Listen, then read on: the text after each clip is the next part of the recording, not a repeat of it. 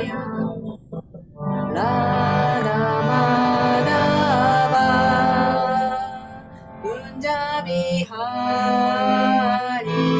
Jaya Radha Madhava Kunja Bihari Jaya Gopi Jana Vallabha Girivaradhari Jaya Gopi Jana Vallabha Girivaradhari Yashodanandana Rajasana Ranjana Yashodanandana Rajasana Ranjana Yamuna Tira Vanachari Yamuna Tira Vanachari Jaya Radha Madhava Kunja Bihari Jaya Radha Madhava Kunja Bihari Jaya Gopi Jana Vallabha Girivaradhari Jaya Gopi Jana Vallabha Girivaradhari Jaya Radha Madhava Kunja Bihari Jaya Radha Madhava Kunja Bihari Hare Krishna Hare Krishna Krishna Krishna Hare Hare Hare Rama Hare Rama Rama Rama Hare Hare Hare Krishna Hare Krishna Krishna Krishna Hare Hare Hare Rama Hare Rama Rama Rama Hare Hare Hare Krishna Hare Krishna Krishna Krishna Hare Hare Hare Rama Hare Rama Rama Rama Hare Hare Hare Krishna Hare Krishna Krishna Krishna Hare Hare Hare Rama Hare Rama Rama Rama Hare Hare Hare Krishna Hare Krishna Krishna Krishna Hare Hare Hare Rama Hare Rama Rama Rama Hare Hare Hare Krishna Hare Krishna Krishna Krishna Hare Hare Hare Rama Hare Rama Rama Rama Hare Hare Hare Krishna Hare Krishna Krishna Krishna Hare Hare Hare Rama Hare Rama Rama Rama Hare Hare Hare Krishna Hare Krishna Krishna Krishna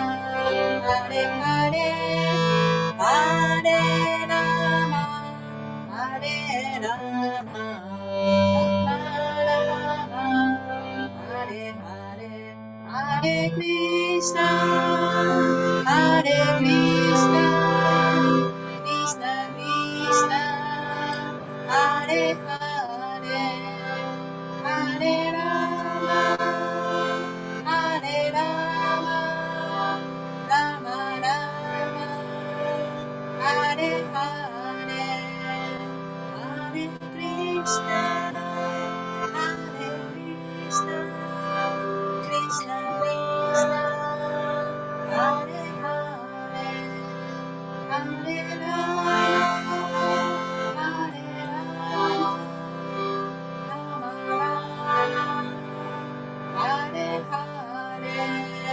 Jaya Prabhupada, Jaya Prabhupada, Jaya Prabhupada, Jaya Prabhupada, Jaya Prabhupada, Jaya Prabhupada, Prabhupada, Srila Prabhupada.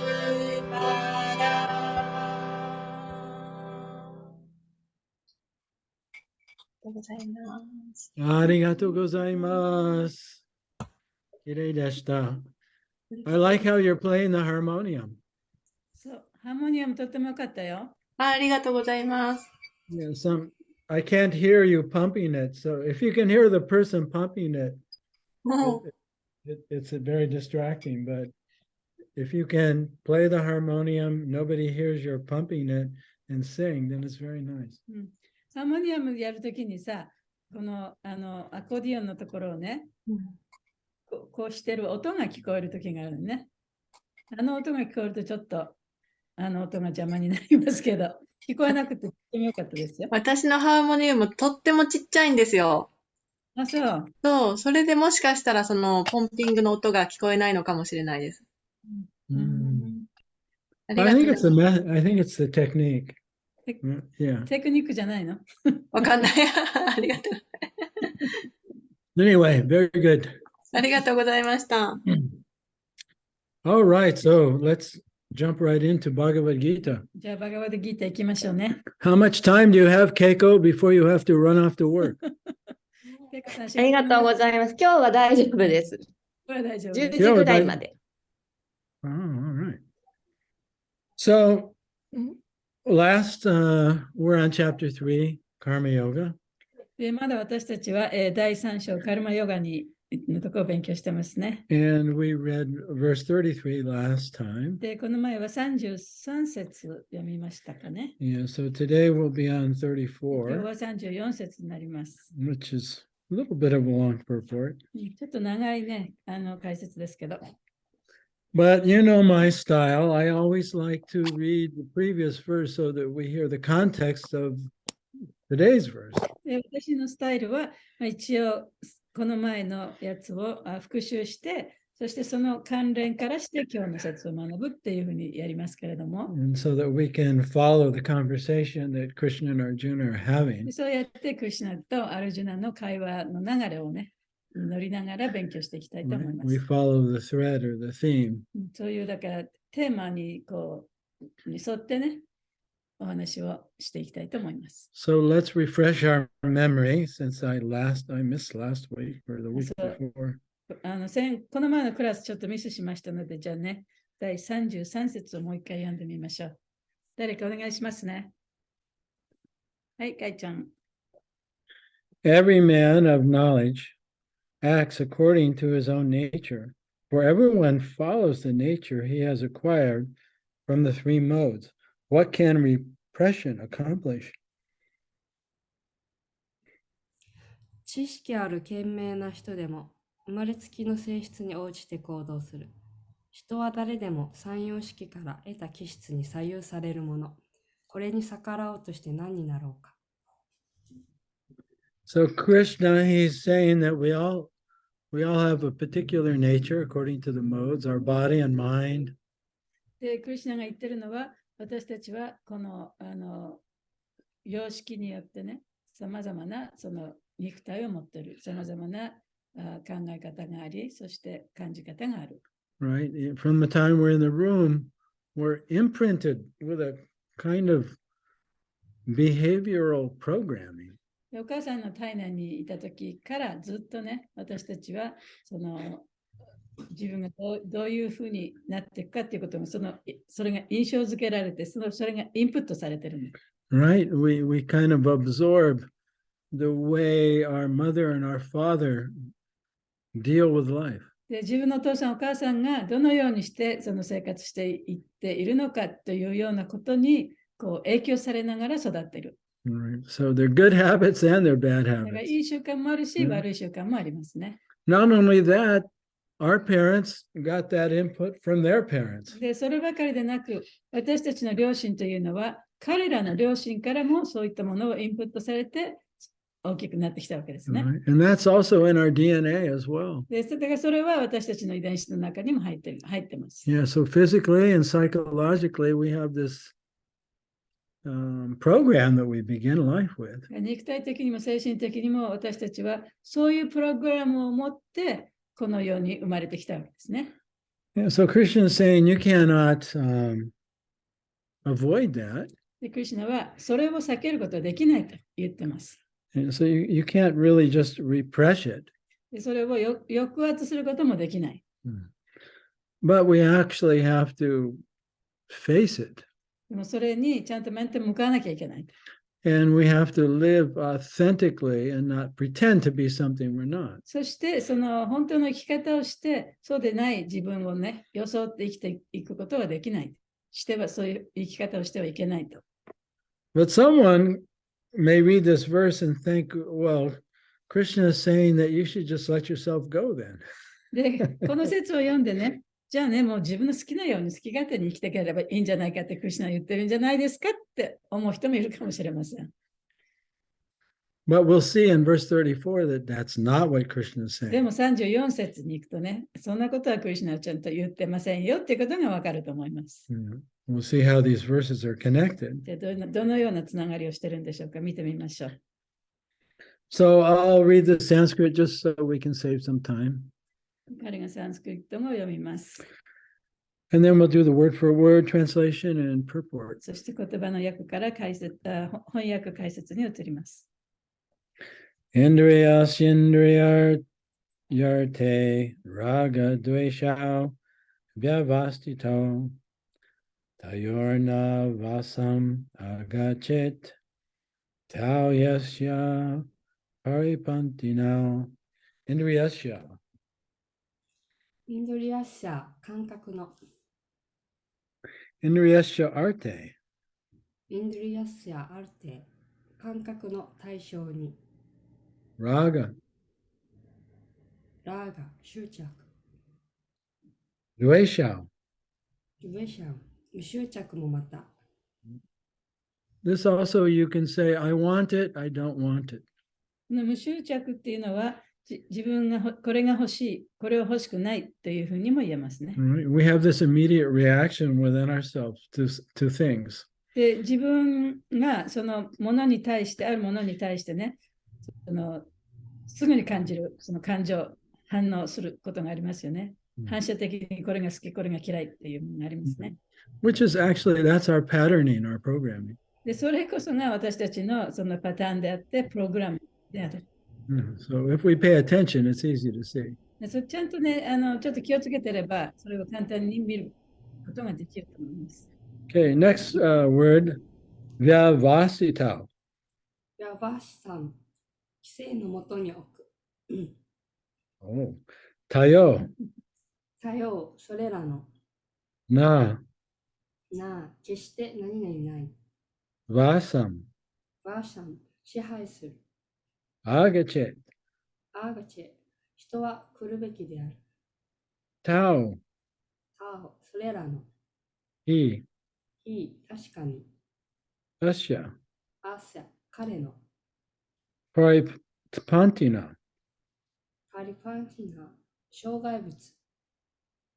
Translation and purport by His Divine Grace, A.C. Bhaktivedanta Swami, Srila Prabhupada. There are principles to regulate attachment and aversion pertaining to the senses and sense objects. One should not come under the control of such attachment and aversion because they are stumbling blocks on the path of self-realization. 感覚とその対象に感じる愛着と嫌悪を規制する法則がある。人は愛着や嫌悪に支配されてはならない。この2つは自己を悟る上で障害となるからだ。So Krishna is saying we shouldn't suppress ourselves, but at the same time, we can't just let ourselves go. クリシュナはこれらを抑圧してはいけないけれども、でもそれを勝手にやらせてもいけないというふうに言ってますね。Yeah, so we have to regulate our patterning without suppressing it. だから自分のパターンを抑制することなく規則的にしていかなきゃいけないということです。Purport. Those who are in Krishna consciousness are naturally reluctant to engage in material sense gratification. クリシュナ意識の人は物質的な快楽には自然と気が進まないものである。But those who are not in such consciousness should follow the rules and regulations of the revealed scriptures. しかし、そのような意識にない人は、啓示経典にある規定原則に従わなくてはならない。So let me just stop here for a second. ちょっとここで止まりますね。Yeah, so for one who's in Krishna consciousness means you've realized your spiritual nature. で、クリシュナ意識の人っていうのは、自分の精神的な質というものを悟った人という意味です。You realize that you're part of Krishna. 自分はクリシュナの一部分であるということが分かった人。Yeah, you can observe your patterning. で、自分のパターンというものをちゃんと観察することができる人。Right. And so you don't so much, you naturally don't do anything that's harmful to yourself or to somebody else. だからもう、おのずからね、自分に対しても、あるいは他の人に対しても、害になるようなことはしないということですね。However, for someone who's not self-realized, しかし、その自分を悟っていない人というのは、and someone who is very much controlled by their nature, そしてそのさまざまな質に支配されている人、right? Easily lustful. それはもうその情欲もね、I want, 簡単に出てきてしまう。right? I want it. それが自分が欲しいと。Or easily angered. で、あるいは簡単に怒りっぽい人。I don't want it. それが欲しくないと。And it's like it's like a pachinko ball. パチンコの玉みたいなもんで。For that person, そういう人にとってはね、it's very important to follow the rules and regulations of the scriptures to regulate your patterning. 自分のパターンを規則的にするために、さまざまな規則原則に従うということがとても大切です。Right. So we, just like children, we have to let them play and learn by making mistakes. で、子供もそうですよね。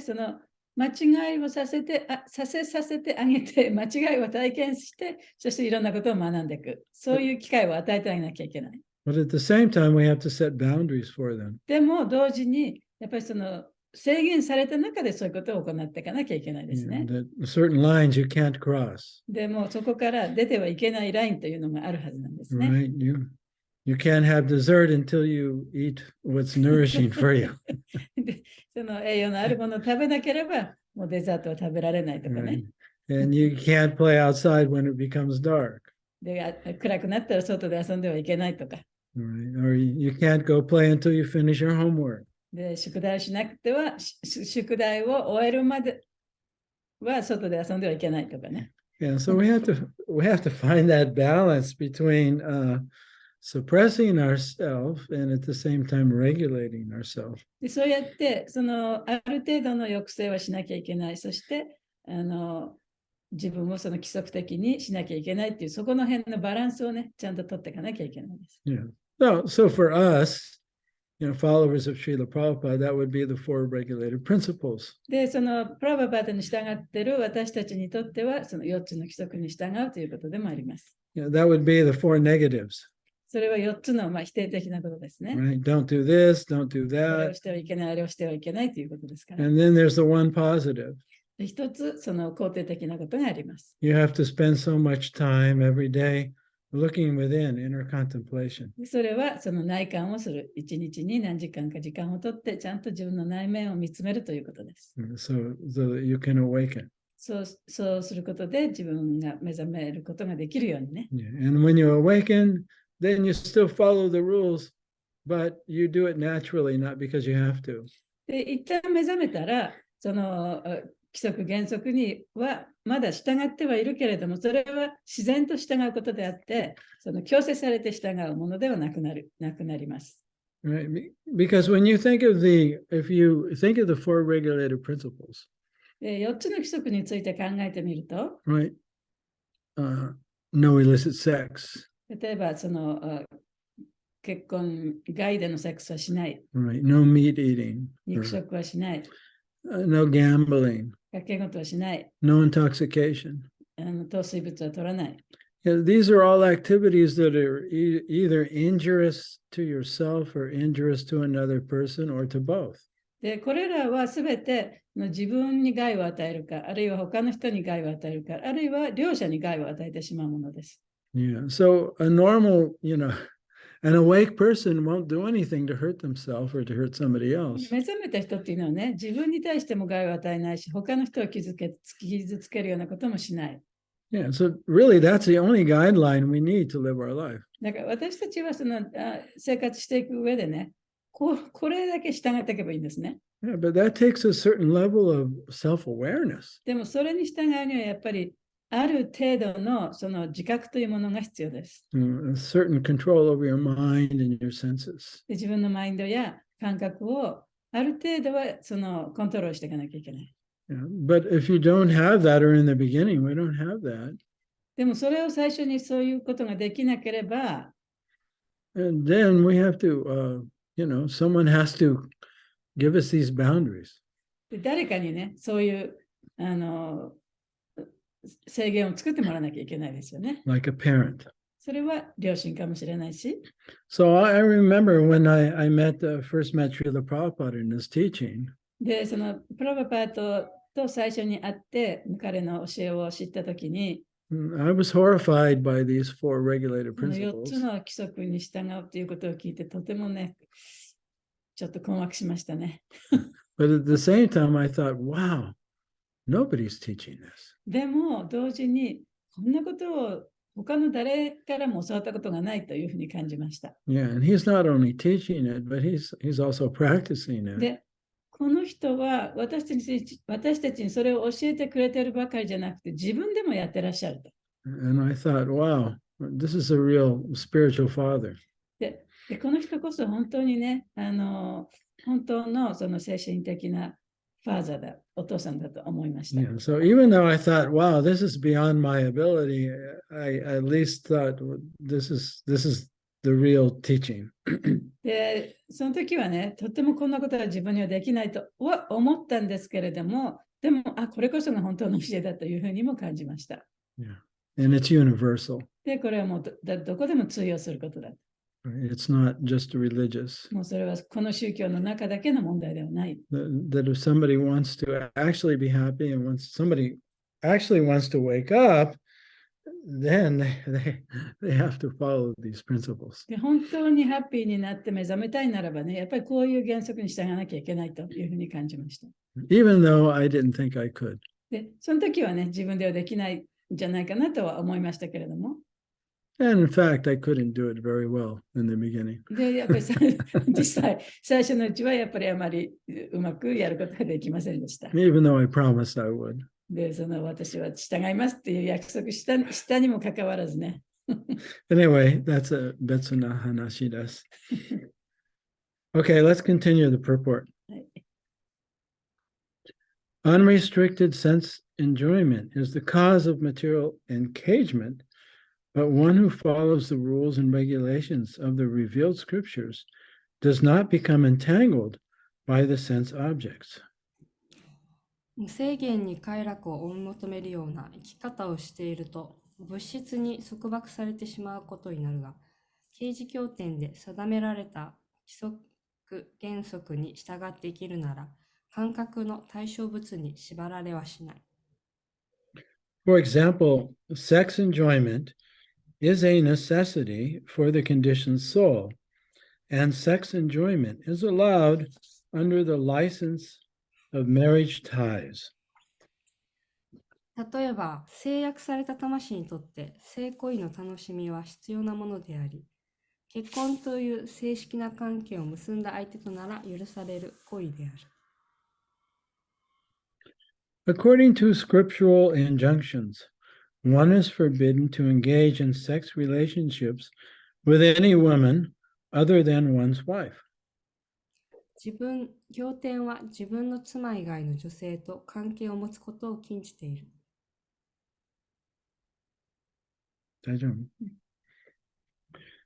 All other women are to be considered as one's mother. 妻以外の女性はすべて母親とみなすべきである。But in spite of such injunctions, a man is still inclined to have sex relationships with other women. しかしそのような教えがあるにもかかわらず、男性というのは他の女性と交わりたいと思うもの。These propensities are to be curbed. Otherwise, they will be stumbling blocks on the path of self-realization. このような性癖は抑えなくてはならない。さもなければ自己を悟る上で障害となる。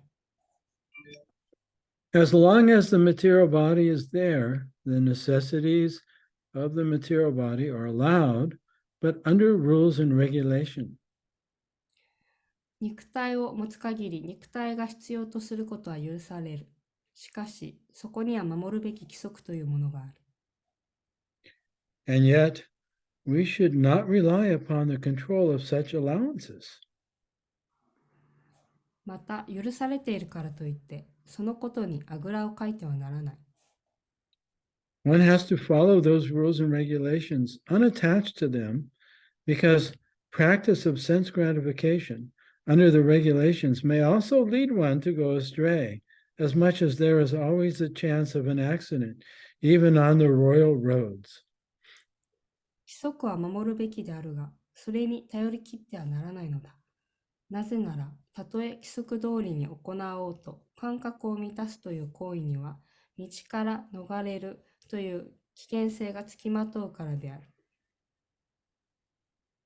Although they may be very carefully maintained, no one can guarantee that there will be no danger even on the safest road.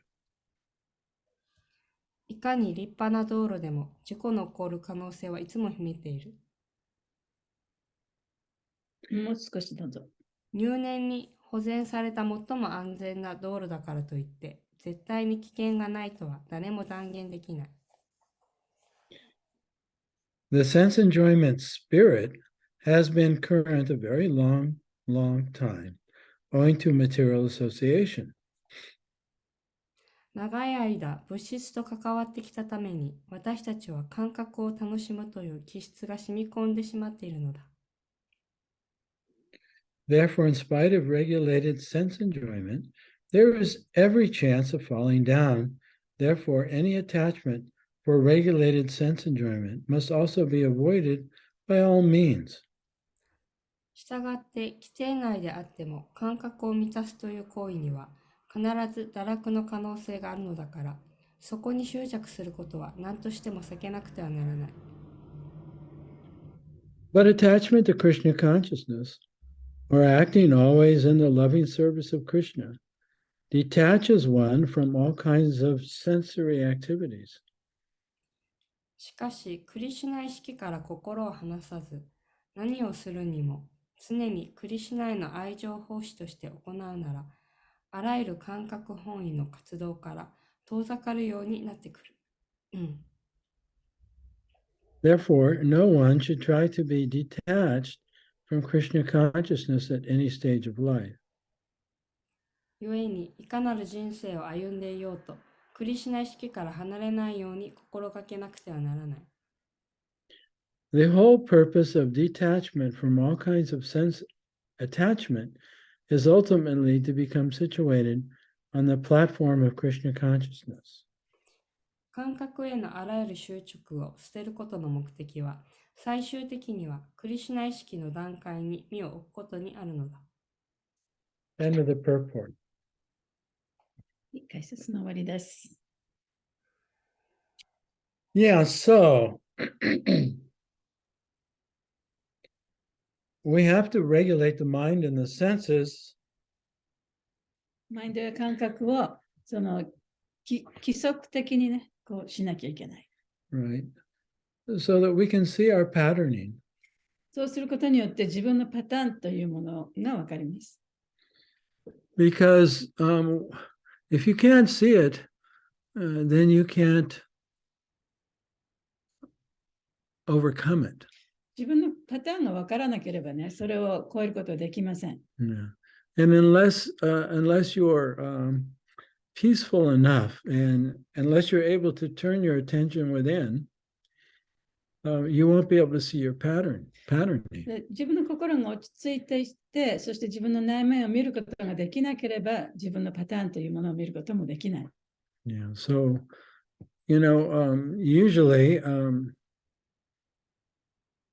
our desires for this and our desires to not want that, it's very reactive. でその自分が欲しいという願望、あるいはこれを欲しくないという嫌悪感というものは非常に反射的なものです。Right? And we start thinking about what I want, で自分がね、欲しいもののことを考える。right? Or what I don't have and what I want, で自分が持ってなくて、これが絶対欲しいというふうに思い始める。and how I'm going to get it. じゃあどうやったらこれが手に入るだろうかと。Or we're thinking about what we don't want あるいはその自分が欲しくないもの。and how we're going to avoid it. どうやったらこれを避けることができるかと。And that keeps us absorbed in our mind and our false identity. でそういうことを考えて生活しているということは、その私たちのマインドやFalse identity. 偽のその同一視というものにどっぷり使ってしまうということですね。Right? And whenever we're thinking about what we want, で例えば自分が望んでいるもののことを考えているときには、we're actually in a state of wanting, それは欲しいという状態にあります。right? Which is a state of feeling unfulfilled. でその状態というのはまだ満たされていないという状態でもあります。Yeah. And whenever we're thinking about what we don't want, で、これは嫌だなというふうに思っているときは、then we're also in a state of wanting. それは自分が本当はこっちが欲しい、これが欲しいという状態でもあります。Right? We're in our mind, for one. で、まずそういうふうに考えているときは、私たちはマインドの中でそういうことを考えているんですよね。And we're generating a feeling in the mind and in the body of dissatisfaction. で、そのマインドと体の中に自分の不満足がこう出てきているわけです。No peace. そこにはピースはありませんね。So even Prabhupada is making the point here, even if you're following the four regulated で、 principles, プラバパドがここで指摘していらっしゃいますけれども、たとえその規則に従っていたとしても、yeah, but you're sort of doing it externally and you haven't really began to look within yourself. 上辺だけやってて、もっと深くそれを見てやってない。そういう状態であったならば、Yeah. Even though you're following them, in your mind, you're still thinking about what I want and what I don't で want. 例えばその規則に従っていたとしても、マインドの中では、自分はこれが本当は欲しい、あれは欲しくないっていうようなことをいつも考えていたとしたら、And you're still in a constant state of そ dissatisfaction. したらその人は常にたとえ規則に従っていたとしても不満足の状態にいるということになります。We make very little advancement. でそういう状態においては、その発展を遂げていくのは本当に少ししか発展していくことができない。Right? We're still very much absorbed in our mind. でそういう状態ではまだまだそのマインドの中に自分が浸ってしまっているということになります。Right. And so it's very likely that eventually we're going to break one of those principles. で、そういう状態でいたら、いつかはその規則をね、破ってしまうことになるかもしれません。because we're feeling dissatisfied. というのはその心の中で満足してないから。And we're also believing that if I can get what I want, そして、でもし自分が欲しいものが手に入ったら、というふうに、ごめん。 if I can get what I want, 自分が欲しいものが手に入ったら、or if I can avoid what I don't あ want, るいは自分が嫌なことを避けることができたら、that's a situation that will make me happy. そういう状態になったら私は幸せになれるっていうふうに信じてるわけですよね。Yeah, so we're still thinking that my happiness depends on me being able to manipulate my situation, my 私の environment. 幸せというのは、私の今のある状況をなんかこう調整していけば幸せになるんじゃないかというふうに思ってる状態です。Right? And pretty much all of those beliefs of what will make me happy, we inherited. で、その自分をこういうふうにしたら自分が幸せになるっていう、こういうふうにっていうのは、もう私たちが両親からね、受け継いだものなんですね。Yeah, that's part of our pattern. それが私たちのパターンの一つなんですね。Yeah, so first we do have to follow, we have to follow some regulation. でもちろん最初はね、その規則に従わなきゃいけない。But at the same time, we have to be able to turn our attention within で、同時にその規則に従いつつ自分の内面を見つめなければいけない。and learn how to live in the present. そして今という瞬間に生きるということを学んでいかなきゃいけない。Then we begin to feel peace. で、そうして初めてその心が平和に感じるんですね。And we begin to perceive that we are different than our mind and body. そしてそこで初めて自分はこの肉体とマインドとは違うんだということを知覚することができます。That we're pure consciousness. で、私たちはその純粋な意識なんだと。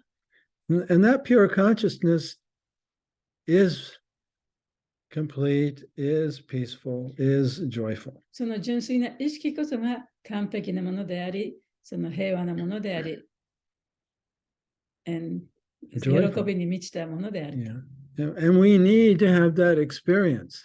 で、そういう体験をしなきゃいけないわけですね。This is called the beginning of a higher taste. それが、そのより高い味わいを味わう最初の段階と言われるところです。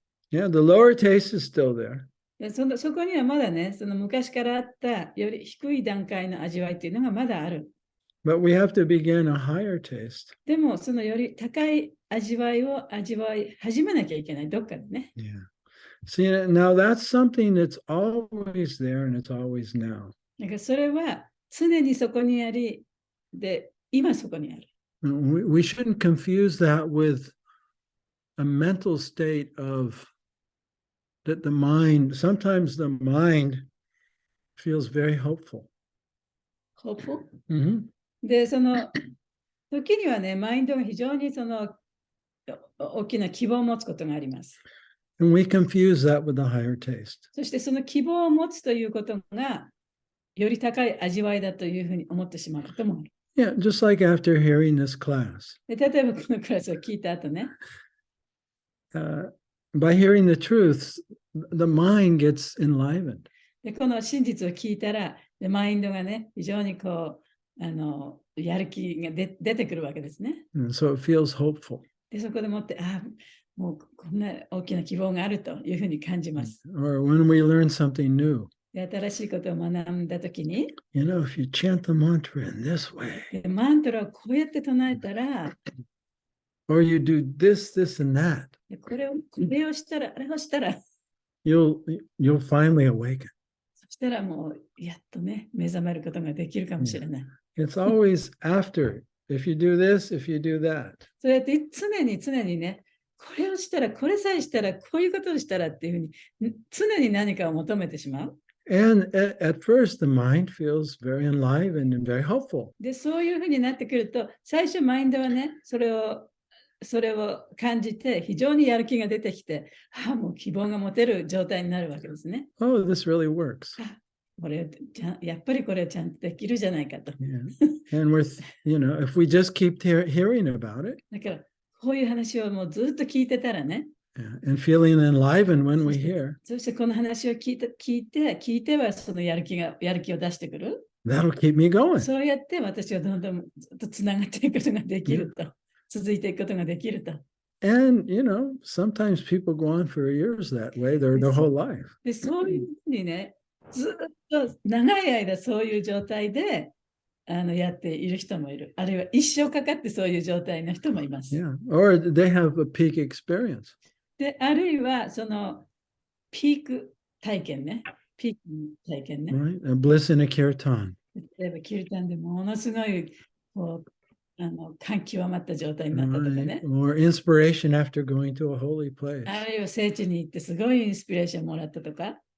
Or, just hearing a great talk, a great kogi, right? Hoa. Hearing a great hoa. で素晴らしい法話を聞いてね、そういう感じが出てきたとかね。Yeah, so in this way, the mind feels hopeful.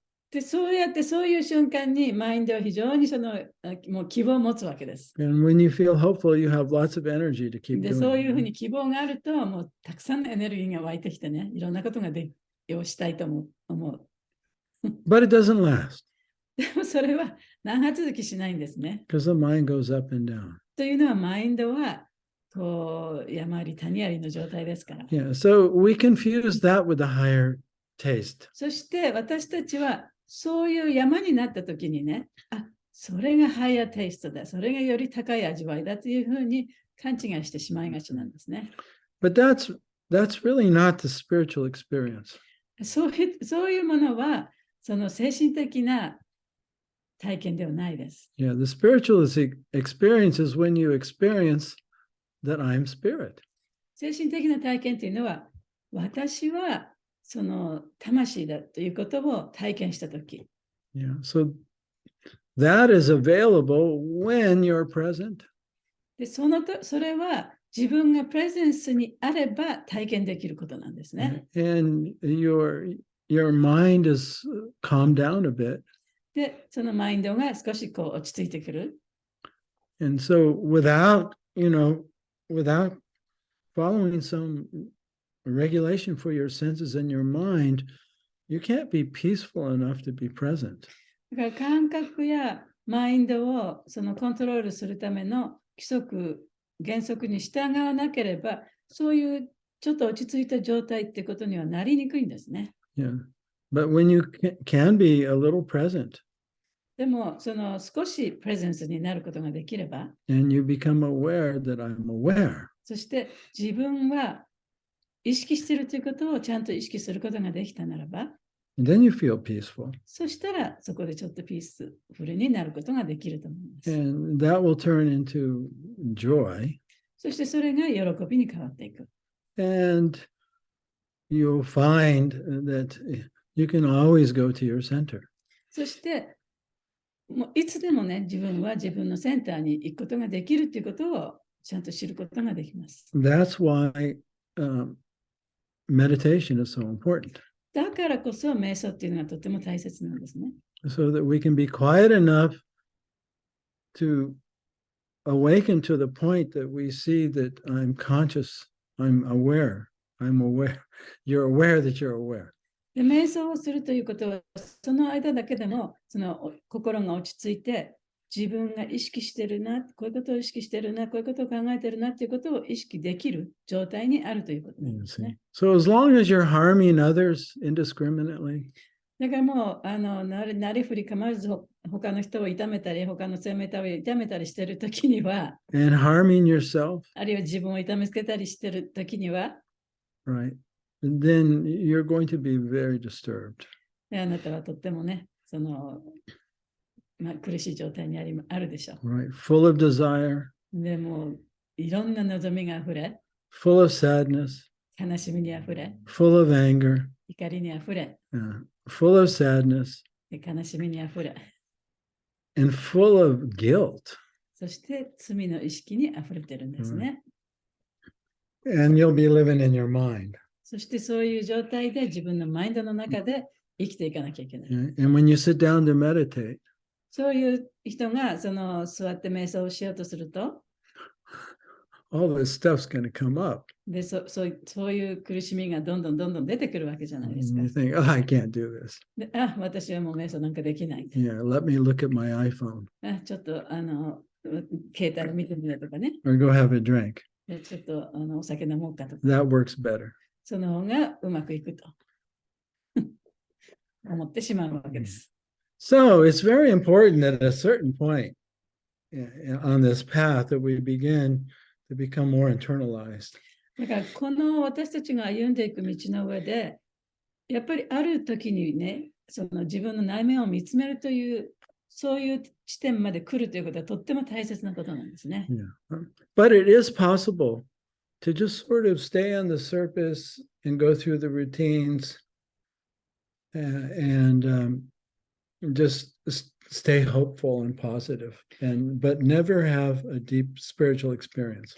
でも、ただその原則規則に従うようなことをずっとし続けて、ちょっとこう上辺だけのね、この道を歩み続けて、常にそのいろんな話を聞いたり、いろんな体験をしたりしながら、希望を持ちながらこうずっと生き続けていくということも可能ですけれども、でもそういう人にとってはそのより深い理解というものは得られない。Yeah, and we'll see that oftentimes, especially in the beginning, we take up a spiritual path and we accept some spiritual belief system, and we're actually performing it out of fear, not out of joy.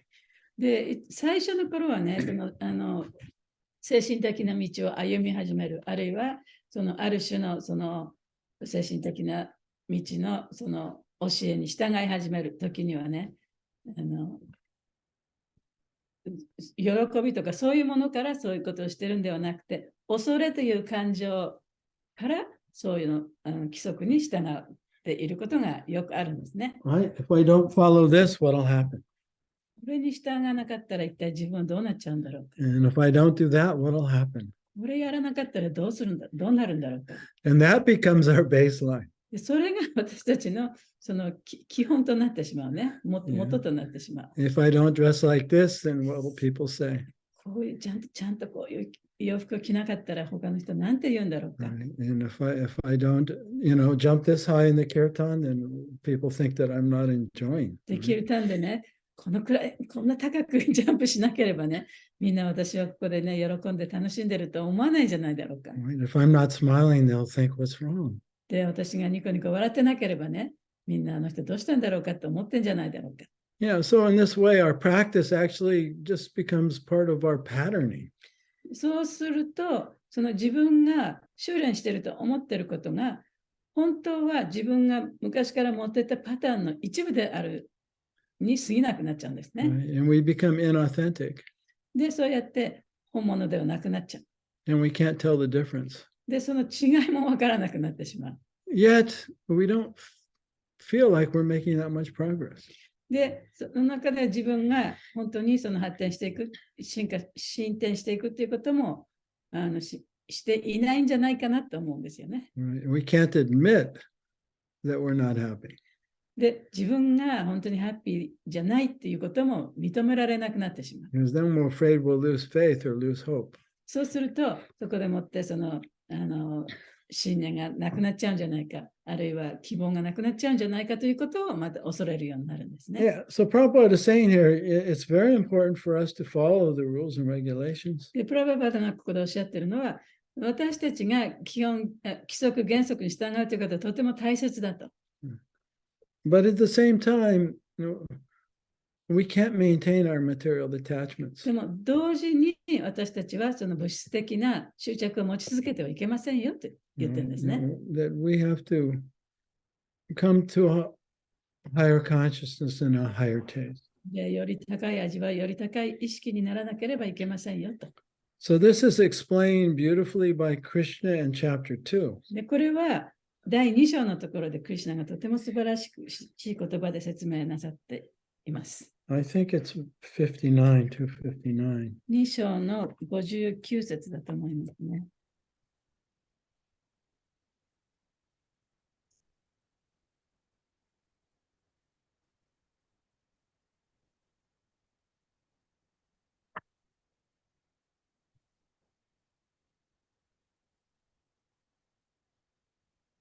Yeah, Vishaya vinivartante niharasya dehina. Rasa brajam risopyasya param drishva nivartate. The embodied soul may be restricted from sense enjoyment, though the taste for sense objects remains. But ceasing such engagements by experiencing a higher taste, he is fixed in consciousness. 2章の、59節ですね。肉体を持った魂は禁欲しても過去の味わいを記憶している。だが、より高い味わいを経験すれば、それも忘れ、意識を不動にすることができるのだ。So Krishna is saying we do have to follow the rules and regulations. でクリシュナが言ってるのはね、私たちはやっぱりその規則、原則に従わなきゃいけない。Right? And so that we can regulate our patterning. でそうすることによって自分のパターンというものを規則的にすることができる。And even though we haven't transcended our patterning completely, で、完全に自分のパターンを超越したわけではないけれども、as we begin to meditate within, でその自分の心の中での瞑想をすることによって、we can begin to experience that we are pure consciousness and we're not the mind or the body. 自分はこのマインドでも肉体でもなく、純粋な意識であるということを体験し始めることができる。We can find our center of consciousness. 意識の中核というものをね、意識することができる。見つけることができる。And that happiness doesn't depend on our situation. でその喜び、その幸福というのは、自分の外側のさまざまな状況を変えて見つけることができるものではない。Yeah. And this is where we begin to transcend our patterning. そこでもって初めて私たちは自分のパターンからパターンを乗り越えることができるんですね。Our pattern is telling us, if I can get this, I'll be happy. 自分のパターンはね、もしこれを私が手に入れたならば私は幸せになれるだろうと。If I can change my situation and get this job, でこの状況をちょっと変えてこの仕事をしたならば、 or get this partner, あるいはこういうパートナーがいたならば、 or live here あるいはここに住んだならば、 and not live here. でこっちに住んでんじゃなくてこっちに住んだら、 These are all external management, right? でそれはもう上辺の表面的な外面的なさまざまなマネジメントですよね。Based on whatever patterns we それ have. は私たちが持ってるパターンに応じてそうやって自分の好き嫌いが決まってくるわけです。We have to begin to see, no, that's not the truth. で、そこでもこれは本物じゃないんだよってことをね、見始めなきゃいけない。That'll never work. そういうことをやっても絶対にうまくいかないよと。That's the illusion. それは幻想だから。That actually, if I'm present, 実際に私は本当にここにプレゼンスでいることができれば、 and I begin to become aware that I'm aware, そして自分が意識しているということをちゃんと自覚できれば、 that's always there. それは常に自分と一緒にあるわけですよね。 It doesn't change. 変わることもない。 And it's peaceful. そして非常に平和なものです。 It's real. そして本物です。 And it doesn't depend on whatever the situation そ is. して自分の周りにあるさまざまな状況に左右されることもない。That's the beginning of the higher taste. それこそがより高い味わいの最初のところなんですね。 And that's where we stop just following the pattern. そして whatever その pattern. 時にそこの味わいが出て初めて自分のパターンを乗り越え始めることができるわけです。 And that's where our life begins to really change. でそこでもって初めて自分の人生が変わっていく。Otherwise, even though we have a spiritual practice and a spiritual belief system, we're still just mindlessly or, unconsciously following these patterns. そうでなければね、どんなその精神的な信仰を持って、精神的な修練を続けていたとしても、それ何も変わらない。ずっとその上辺だけの状態が続いていくだけであって、パターンが何も変わることはないです。Yeah, so what I find very encouraging about this verse 59 of 259 is Krishna saying that in order to experience yourself, you don't have to have already overcome all your patterns. で、私がこの2章の59節の中でとってもね、自分を励ましてくれた言葉の意味というのは、What was it? You don't, in order to experience your real self, you don't have to first overcome all your patterns. で、本当の自分というものを体験するためにね、自分のパターンをまず最初に乗り越えなきゃいけないっていう、乗り越える必要はないんだよと言ってることです。Right? You just have to regulate them. だってそれを規則的にやっていかなきゃいけないと。And then learn the real way of going within. そして自分の心の中に入り込む、中を見つめるということを学べばいいんだ。And experience what you are. そして本当の自分というものをね、体験していけばいいんだ。And then you'll see the difference between yourself and your pattern. そしたら、本当の自分とそのパターンとの違いをね、見ることができますよとクリシュナ言ってますね。And then that's the beginning of a real change and a real そ awakening. してそれこそが本当の意味でのその変化、自分の人生に対する変化であり、そしてreal change and real 何 Awakening. 目覚めの始まりですよ。Yeah, and it's not the end. It's in some ways it's just the beginning. そこで終わるんじゃなくてね、そこから始まりますよって言ってるんですね。But it may take us a long time でもまあね、to before we come to the point to see that we're stuck in this pattern, and until we go within, it's not going to change. で、その地点まで来るにはね、やっぱ長い時間がかかるかもしれない。で、自分がこのパターンによっていろいろなことをしてるっていうことに気がつくまでね、長い時間がかかるかもしれない。Now, I'm just talking from personal experience. で、私はその自分の個人的な体験からお話をしてますけれども、That took me 20 years before I even had a slight little clue that that's what I was doing. では自分にとってはそういう考え方にたどり着くまでやっぱり20年間くらいかかってしまった。So, I'm like a hard case, I guess. だから私はとっても難しいケースだったかもしれませんけど。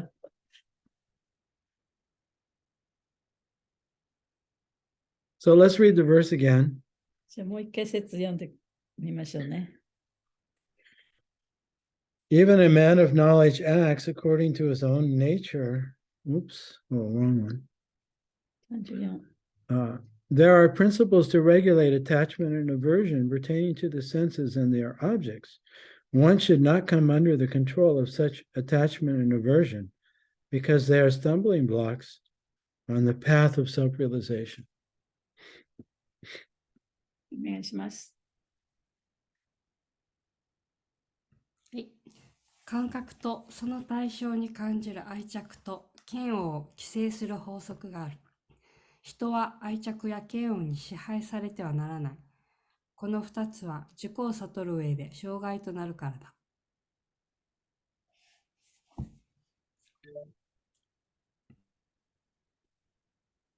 Yeah, so our attachments and our aversions, as long as we're not aware of them and we're just following them, then they remain blocks to our awakening. そういった愛着と嫌悪というのは、そういうことをちゃんと自覚しなければ、それは私たちにとってその自己を悟る上で障害となると言われてますね。Yeah, I guess in devotional language, we would call those anarthas. で、敬愛奉仕の言葉で言うと、アナルタですね。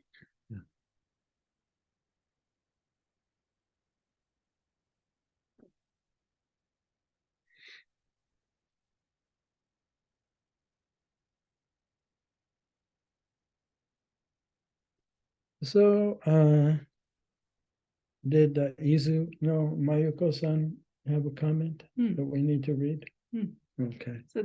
知事に行きましたか？この前のクラスの時に書いてくださったんだけど、そうありそう。ありますね。読みますね。伊豆の真由子さんより。3章34節の感想。解説のクリシュナ意識から心を離さず、何をするにも常にクリシュナ意識から離れないように。この言葉に心底ほっとしました。クラスでも教えていただいておりますが、愛着や嫌悪に支配されなくていいと分かって、本当にほっとしました。前回のクラスで教えていただいたように、物質自然の中では全然理想通りできないかもしれませんが、わずかずつでもクリシュナ意識に近づけるように取り組んでいきたいと思います。幸い自分にも自由意志を尊重されていること、道が示されていることがとても嬉しいです。また、初めてギーターを手に取ったときはよくわからなかったことや、ただただ不安に思ったことが気づけばこうして胸に響くようになって嬉しいです。教えていただいたことに毎日取り組んでいったときにどんな風でいられるのか、もっとクリシュナの言葉が理解できたときにどんな風に実践していけるのか、どんな風に変化できるのか、とても楽しみに思います。質問。前回のクラスで魂はクリシュナ意識なのでしょうかという質問がありましたが、もう少し教えてください。魂は純粋無垢ですが、この物質自然で肉体に包まれているうちは間違いやすい。だから間違いながらも間違いに気づき、肉体にありながら純粋無垢な魂の状態に近づけるように、クリシュナ意識を目指すということでしょうか。よろしくお願いいたします。以上です。What was her question? Her question is the soul Krishna consciousness? And is that means like, because the soul is in this material world, they may make many mistakes, but even though they make mistakes, you learn from the mistakes and then try to become Krishna consciousness. Is that how you understand? How does she should understand? Well, the soul is originally Krishna conscious. その質問ですけれどもね、魂はオリジナル、もともとはクリシュナ意識だった。In other words, in the spiritual dimension, 精神的な段階においては、there's no ignorance. 精神的な次元ではその無知ということはありえないんですね。So we're aware of our spiritual self as our eternal nature. 自分のその永遠な質というのを知っているんですね。And we're aware of that Krishna is the source of our life. そしてクリシュナこそが自分の命の源だということも知っています。And we have a relationship of unending, unconditional love. そしてそのクリシュナとの終わりのない無条件の愛の交換もあります。And we also are one with everyone. そして同時にすべての人ともつながって一つにつながっています。Yeah, so the consciousness of the soul is very expanded. It's a unity consciousness. だから魂の意識というのはその統一意識として非常に大きく広がっているわけですね。So sometimes the material world is called the earth school. で、その物質界というのは地球の学校というふうに言われることもあります。Yeah. So there's not only schools on earth. だからその地上にはたくさんの学校がありますけれども、But there are many planets and universes. で、そのたくさんのその惑星とかね、宇宙とかもあるわけですよね。That have different situations, different challenges. で、そういうところにはまたこことは違ったその学ぶべきことがたくさんある。Yeah. So if you're in an environment of unconditional love, で、例えば私たちがその無条件の愛の中にいたとしたら、and you have no experience of anything else, そしてそれしか感じることができなかったとしたら、how can you appreciate it? でそれをね、どうやってそれを感謝することができるでしょうか。それしか知らなかったら。However, if you come to the earth school is, I've heard, is supposed to be like one of the most difficult places. しかし、この地球という学校の中に来たとしたら、この地球の学校っていうのはね、その一番難しい学校の一つだって聞いたことがあります。Right? And now you come to the earth school and you're veiled in ignorance. で、この地球の学校に来て、そしてその無知というベールに覆われてしまっていたとしたら、You have no idea who you are, でそこで自分が何者かも全くわからない。and you feel separate from God そして神とも自分は離れている。and separate from everyone else. で他の人とも離れているというふうに感じていたならば、And you're always in a state of fear そして常にいろんなことを恐れていたならば、and struggle for survival. そして自分が生きていくことだけにもうすごい苦しくね、戦っていたならば、And afraid of death your whole life. そしてもう一生生涯その死という、 And then you go through all of these struggles. で、そのさまざまな苦しみを苦しみに面と向かっていくわけですよね。Maybe you're bullied, もしかしたらいじめにあってたかもしれない。physical difficulties, あるいはその身体的にね、ちょっと欠陥があったのかもしれない。 betrayed by your lovers. あるいはその愛する人に裏切られたかもしれない。And then suddenly you come out of it. で、そういうところから急に出たとしますよね。And then from that experience you've grown. そしたら、そのさまざまな苦しみの体験があったからこそ、自分より成長してなんていうの出てきたわけじゃないですか。Then you have a better appreciation of God. そして初めて、その神というものに対するより高い感謝の気持ちが出てくる。And of unconditional love. そして無条件の愛というものに対するより深い感謝が出てくる。Yeah, so the earth school has unlimited challenges for the soul. その地球の学校というのは、もう無限のチャレンジがね、魂にとってあるわけです。But unless you forget it's a game, you can't really learn. でもそこでもってこれはゲームだと、これは学校で学ぶべきことなんだということを知らなければね、そこで学ぶことはできません。Right? If you go to the classroom, で例えばクラスに行って、in the beginning of the class, the teacher gives you answers to all the test questions. で、その先生がね、そのテストの答えを全部教えてくれたとしますよね。You wouldn't learn anything. そして何も勉強しないですよね。何も学べない。もうすでに答えが分かってるわけだから。So that's how I think.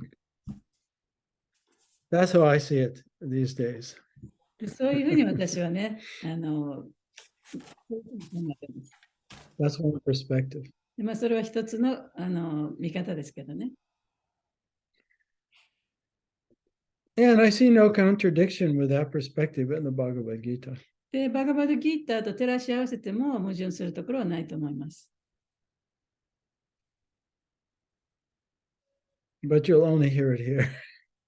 でもまあ、そういうお話は多分ここでしか聞くことができないかなとも思いますけど。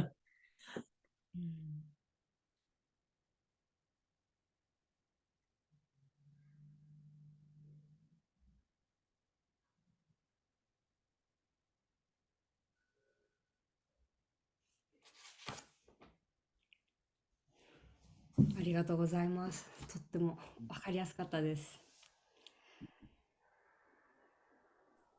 でも本当に、よろしいですか？はい、どうぞ。はい。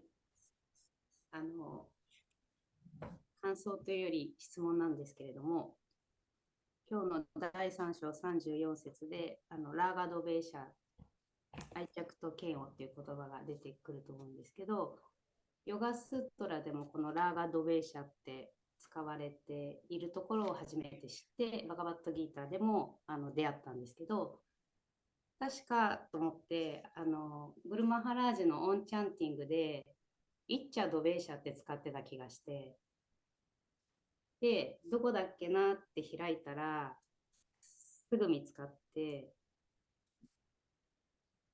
そしたら、第7章27節では、イッチャドベーシャって二元性、欲望と憎悪って使われてたんですけど、このラーガドベーシャとイッチャドベーシャ、クリシュナはどうやって使い分けているのか、その意味は私は同じように感じてしまうんですけど、クリシュナが使い分けているその真意を教えていただけたら嬉しいです。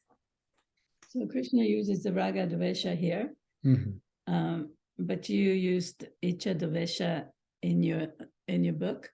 So what is the difference? How the Krishna sees its difference? There's no difference. Huh. Yeah, so raga dvesha and icha dvesha it's the same. 同じだそうです。違いはないそうです。 Yeah, both it's just mean wanting. で、両方ともね、欲するという意味ね。I want it, I don't want it. これが欲しい、これは欲しくない。Yeah, and so in the Yoga Sutras, this is the 5 kleshas or causes of suffering. で、ヨガの経典の中では、それが5つの、苦しみの原因というふうに言われています。Right, ignorance, 無知、false ego. 偽の自我。And based on that, we have I want it, I don't want it. That's our patterning. で、それに応じて、自分はこれが欲しい、これが欲しくないっていうのが出てくるんですね。で、それが私たちのパターンなんです。Yeah, which is a big stumbling block. で、それが大きな障害物となります。And then fear of death. そして最終的にはその死への恐怖。Yeah, so that's our patterning で、それは私たちのパターンであって、that tells us if I can adjust my outer situation, I'll be happy. でそのパターンがあるから、自分の外面的な状況を何とか調整すれば、私は幸せになれるんじゃないかと思ってしまう。And that's how we remain entrapped. で、そういういろんな調節をすることによって、私たちはますますその中にね、縛られてしまう。And it's part of the Earth School lesson. で、それこそがこの学校のね、レッスンなんですね。Right? All the lessons come out of that. で、すべてのそのレッスンはそこから出てくる。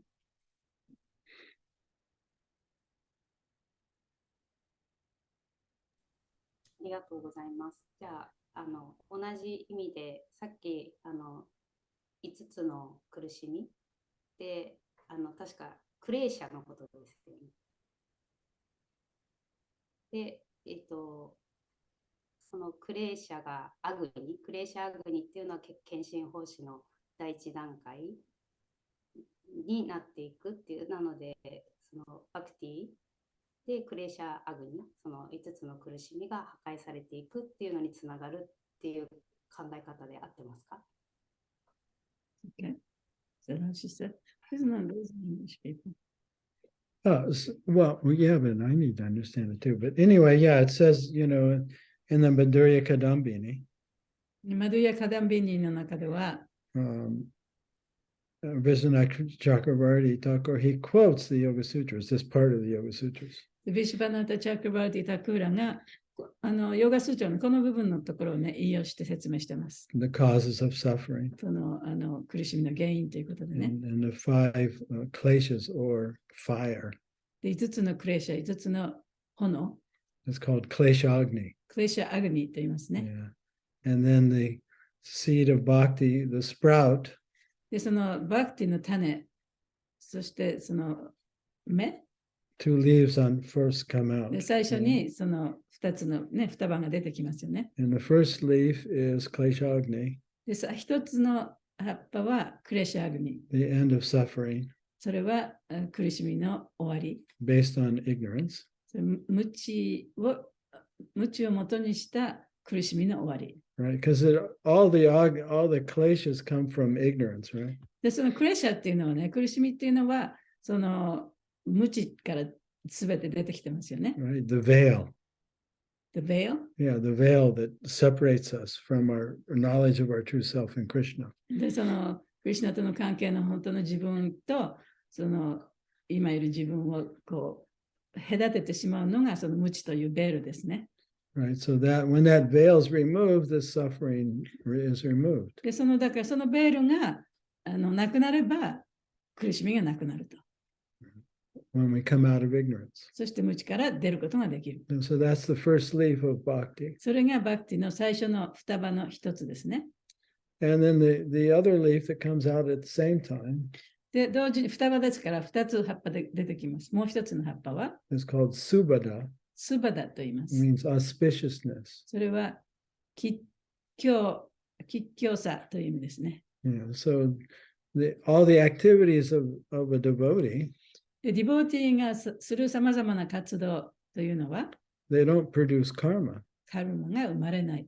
They're beneficial for the devotee and for all living beings. それはディボーティーにとってもいいことだし、他の生命体にとってもいいことなんだ。 Right? 有益なことだと。 We can go to a disco and dance and hear music. で、ディスコに行ってね、ダンスして音楽を聴いたりしますよね。 And that increases our material attachment. それは私たちの物質的な執着をより深めることになります。 Inauspicious. それは吉祥ではありませんね。 Yeah. Fukicho. 不吉祥。 Fuki. 不吉なこと。 Fukitsu. Or we can go to a kirtan. そうじゃなくて、例えばキルタンに行くこともできる。 Right, and feel spiritually uplifted. で、そこでもって精神的にこう、ちょっとね、上がることもできる。 Right, we can go and kill animals, で、例えば片方では動物を切る、 Have 動 a- 物を殺す、 have illicit sex. あるいは法外なセックスをする。 Yeah, this is all inauspicious. そういうことはすべて不吉祥なこと。 Right? Yeah, so you can see, so the first leaves of bhakti unfold. It's auspicious and clearing out the ignorance, opening the veil. だからそのバクティの種から出る双葉というのは、一つはその吉祥なことであり、でもう一つはその無知というベールをね、こう外してもらうことである。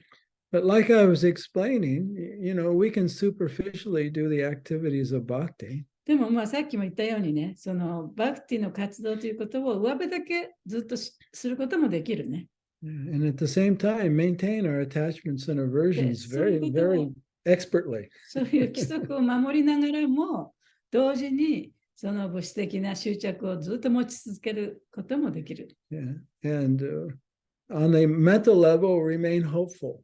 そしてその精神的な面で心理的にはね、いつかは大丈夫っていうようなね、いつかこうなるだろうっていうような希望を持ち続けてずっといくこともできる。Yeah. And not realize that we still believe that we can become happy by managing our external で、それ situation. は、ね、まだまだ自分がね、そうやって外面的ないろんなことをこの調整すれば幸せになるんじゃないかなっていう、その希望を持っているということになりますからね。 And not actually surrender. で、それは身を委ねることにはなってない。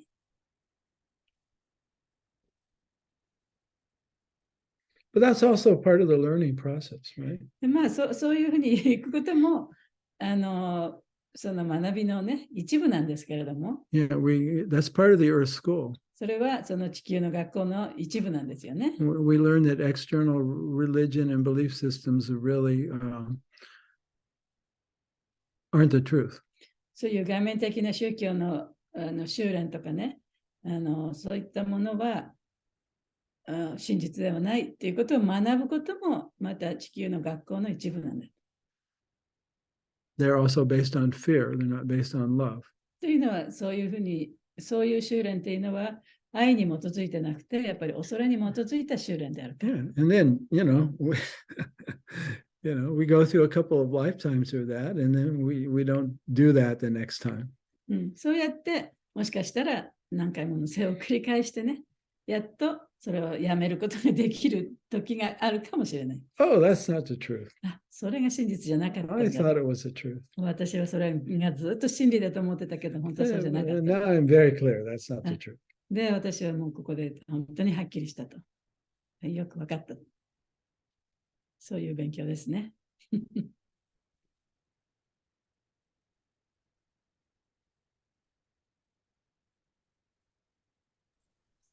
がとうございました。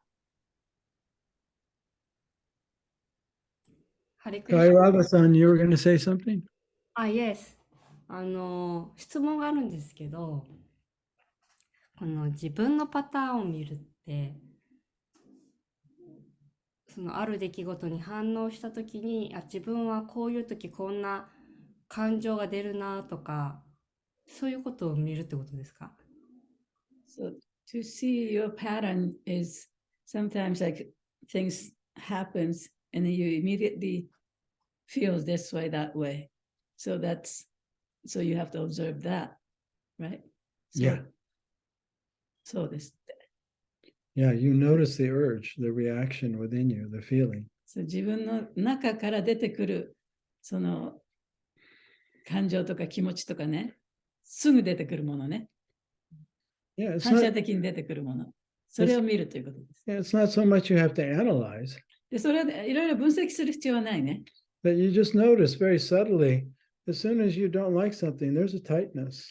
で、例えば自分が何か自分が嫌なことがあったら、すぐ心の中がね、ちょっとなんていうの、縮まる感じ。Yeah, or you want something and you don't have it. There's a tightness. で、嫌なことが起こった。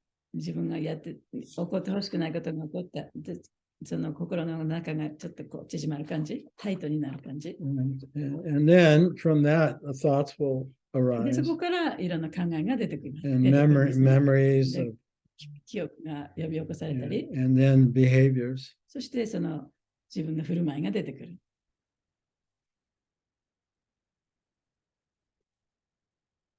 And yeah, it's just becoming very present so that you're aware of the patterns as they arise. だからプレゼンスになればね、その自分の中から出てきたそういったものをちゃんと見たり感じたりすることができるね。 Yeah, and then once you see the pattern, そしてそうやって自分のパターンが見えてきたら、 then you have a choice. そしたらそこで自分は選択肢があります。 Yeah, before you were just reacting and yelling and judging or で、前はね、そういうことが起こったらそこで批判したり、怒ったり、叫んだり、いろいろすぐ反射的にしてしまった。 yeah. And now you see the pattern. でも、そのパターンが見えてきたら、 You allow the feeling to be there. そしてそのフィーリングが出てきたときにそこに置いてあげることができたら、 And that's your response. それがあなたの反応になりますね。 Right? I'm not reacting, I'm just watching it. But that's also a response. で、それもやっぱりそれも反応なんだけれども、すぐ出てくるものが反射的でなくなって、ちょっとなんていうの、一歩下がって、出てくるものになる。 Like every time I feel lonely, 例えば自分がね、いつも寂しいなって思ったときに、 I want to go shopping ショッピングしに行こうとか、 or go to the refrigerator.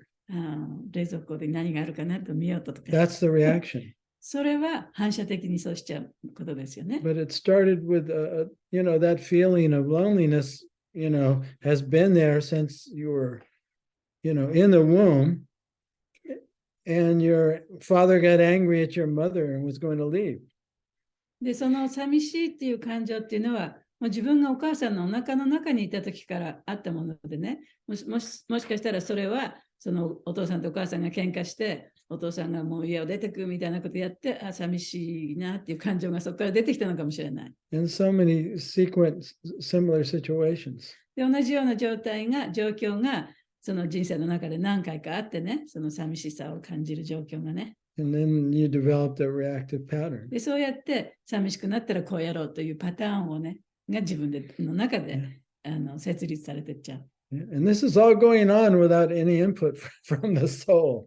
で、それは魂の介入なくして自然に行ってしまうことなんですよね。It's not your fault. だから、あなたのせいではない。It's not my fault. 私のせいでもない。It's a challenge. それもう大きな挑戦ですけれども、Yeah. Can you wake up? で、そこから目覚めることできるでしょうか。 Yeah. In spite of that. で、そういうものがあったとしても目覚めることができるんでしょうか。 That's what's going on, really.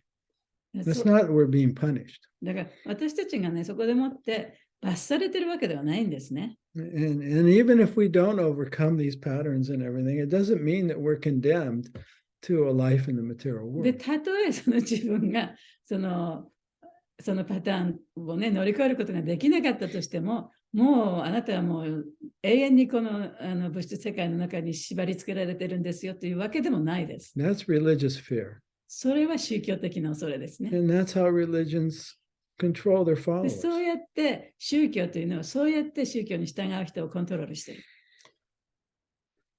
Yeah, so it's a different perspective. だからそれもやっぱり違う見方ですね。 But yes, the challenge is, can we wake up? で、そのチャレンジは何かというと、私たちは目覚めることができるのかどうかということです。Can we see our pattern? 自分のパターンが見えますか？ Can we feel it?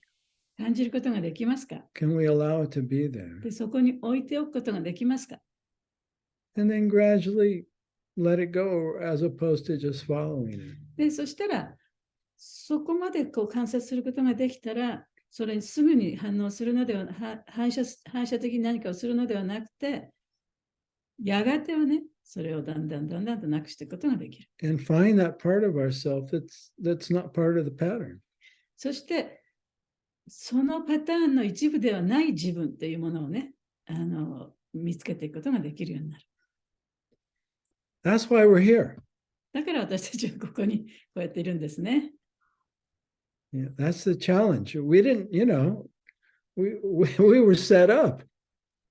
で、これはチャレンジであってね、私たちが自分で作り上げてしたことではなくて、もうすでにこういうことを学ばなきゃいけないっていうことがもう決まってたわけですね。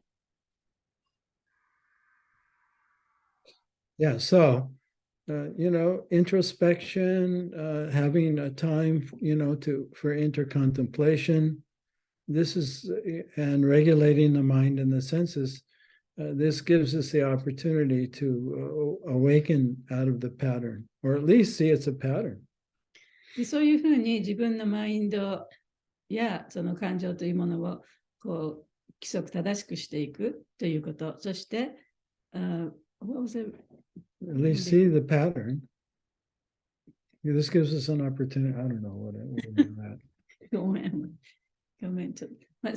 その規則的にしていくっていうこと、そして自分の内面をね、見つめる、そういう静かな時間を持つということ、それがそのパターンを乗り越える方法の一つになるんですね。Yeah, see, our goal is to move from fear, the state of fear. で、私たちのそのゴールは、恐れの状態から抜け出すということです。To love. そして恐れの状態から愛にね、Yeah. 自分を持っていかなきゃいけないということです。Where we're not so controlled by the patterns of fear. だから恐れというパターンでもってコントロールされてるんではなくて、Yeah, and where we're afraid and angry. で、常にね、いろんなことを恐れて、そして怒って、And now we're responding with love towards ourselves and towards others, with kindness and care. で、その恐れとか怒りからいろんなことをするんではなくて、愛とかね、その慈悲の心を持ってお互いに接していくことができるようにならなきゃいけないという Yeah, ことです。so our goal is not to become perfect. We will never become perfect in this environment. だからこういう状況においてはね、私たちは完全になるということはできません。But to act, それが私たちのゴールでもない。yeah, just to become first, we want to become authentic. でまず最初にね、本当の自分でいなきゃいけない。Yeah, what we're actually feeling, で、本当に自分は何を感じているのか。 where we're actually at. 自分は一体どの位置にいるのか。And then respond to ourselves with forgiveness and kindness. そして自分自身に対しても、その優しさとね、その愛を持って接していく。Kindness and care.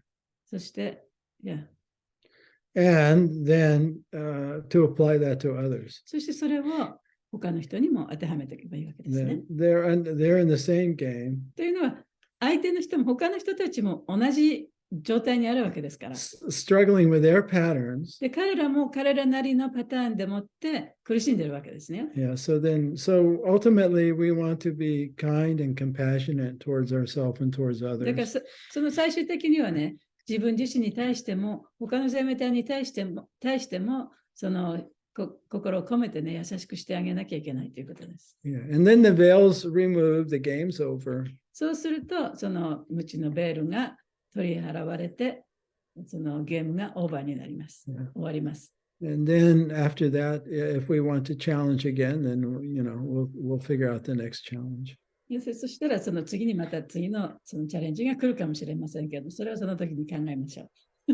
And in this way, our soul expands. でそうやって魂がより拡大していくんですね。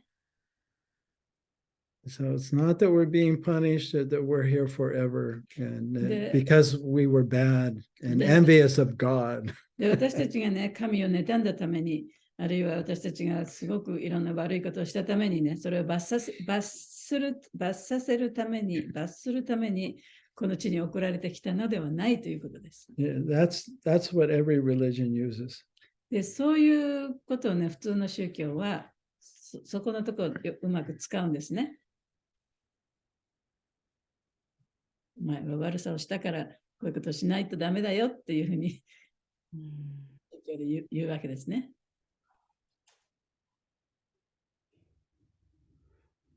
ありがとう。You really won't find that in the Bhagavad Gita. The Bhagavad Gita doesn't really say that we're bad and that we're envious and that we've been forced to come で here. バガバドギータの中にもね、その魂が何か悪いことをしたからこの地に送られてきて、ここで罰せられてっていうことは一個もどこにも書いてない。But it does say that if we want to awaken, then we have to surrender and trust our spiritual nature and trust God. しかし、そのバガバドギータで言ってることは、本当に目覚めたいならばね、その自分の神性、神の性っていうものを信じてね、その神の一部であるっていう、その自分を信じて、神に身を委ねなきゃいけないっていうことは書かれています。And if we want to be happy, then we have to transcend these patterns. そして本当にハッピーになりたいならば、このパターンを超えなきゃいけないっていうことも言われています。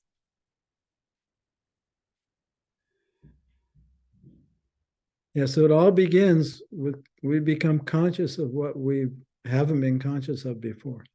だからそれがやっぱりその第一歩というのは、自分が今まで意識していなかったことにね、を自覚するということなんで Yeah, す so ね。 we have to honestly observe our mind and body. でそうやって正直に自分の体やマインドをね、観察しなきゃいけないということです。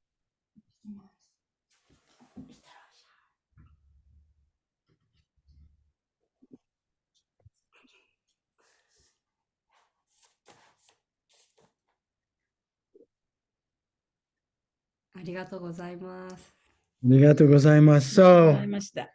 next class will be 35. And when will we have it? Let's see. So is the next class on February 1st? はい。フェブラリー、そうですね、ファーストですね。8時半から。